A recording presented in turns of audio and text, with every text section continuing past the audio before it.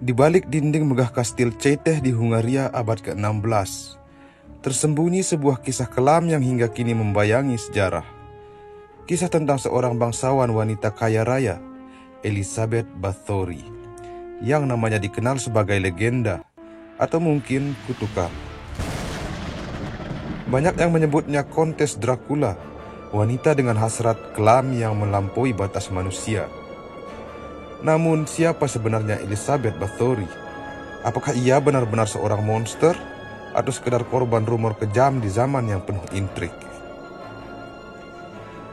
Elisabeth lahir pada 7 Agustus 1560 dalam keluarga bangsawan terpandang.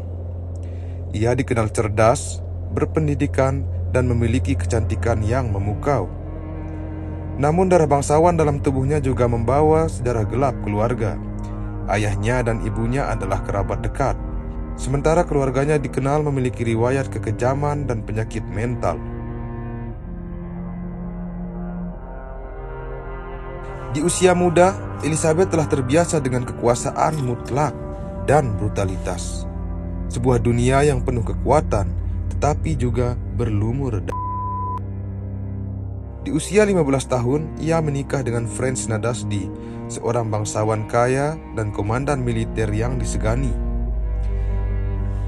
Bersama Franz, Elisabeth pindah ke kastil Ceiteh, sebuah tempat yang megah namun terpencil.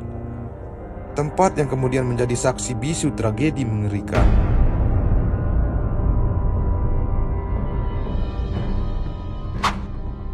Ketika suaminya sering pergi untuk memimpin perang, Elisabeth menjadi penguasa tunggal di dalam kastil. Dalam kesunyiannya, muncul desas-desus tentang perilakunya yang aneh. Para pelayan mengaku sering mendengar jeritan di malam hari. Beberapa bahkan dikabarkan menghilang tanpa jejak. Namun, puncak ketakutan dimulai ketika Elisabeth mulai mempekerjakan gadis-gadis muda dari desa terdekat untuk bekerja di kastilnya. Gadis-gadis ini datang dengan harapan untuk hidup lebih baik. Namun, banyak yang tidak pernah kembali ke rumahnya. Apa yang sebenarnya terjadi di dalam kastil megah itu? Desas-desus berubah menjadi tuduhan mengerikan. Elisabeth dituduh melakukan tindakan kejam terhadap para pelayan dan gadis muda. Salah satu cerita yang paling mencengangkan adalah klaim bahwa ia mandi dalam korban untuk mempertahankan kecantikannya. Namun, bukti konkret sulit ditemukan. Tuduhan ini datang dari para bangsawan lain yang mungkin iri dengan kekayaan atau ingin merebut kekuasaannya. Apakah ini hanya fitnah untuk menjatuhkan seorang wanita berpengaruh? Atau apakah ada kebenaran di balik cerita menyeramkan ini? Pada tahun 1610, Raja Matthias II memerintahkan penyelidikan terhadap Elisabeth. Saat pasukan memasuki kastil, mereka mengaku menemukan pemandangan yang mengerikan.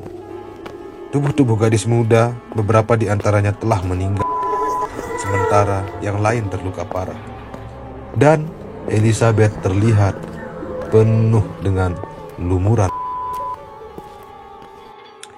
Elisabeth tidak pernah diadili secara resmi, mungkin karena statusnya sebagai bangsawan. Namun, ia dijatuhi hukuman untuk dikurung di dalam kastilnya sendiri, sebuah ruangan kecil disegel, hanya dengan celah kecil untuk memberikan makanan. Disinilah di tengah kesunyian dan penyesalan atau mungkin kemarahan, Elisabeth menghabiskan sisa hidupnya. Pada tahun 1614, ia ditemukan meninggal di ruangannya. Apakah ini akhir bagi sang Kontes Dracula? Hingga hari ini, Elisabeth Bathory tetap menjadi sosok yang kontroversial. Sebagian orang percaya bahwa ia adalah korban fitnah politik, sementara yang lain menganggapnya sebagai salah satu pembunuh paling sadis dalam sejarah. Kastil Ceiteh, tempat kejadiannya, masih berdiri kokoh hingga kini, menjadi simbol misteri dan kegelapan masa lalu. Legenda Elisabeth Bathory mengajarkan kita tentang bagaimana kekuasaan dan ketamakan bisa menciptakan kegelapan, bahkan dalam diri manusia yang berkuasa sekalipun.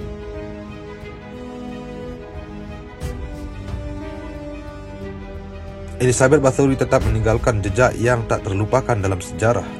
Sebuah cerita yang membuat kita bertanya-tanya sejauh mana manusia dapat melangkah dalam mengejar kekuasaan, kecantikan, atau bahkan keabadian.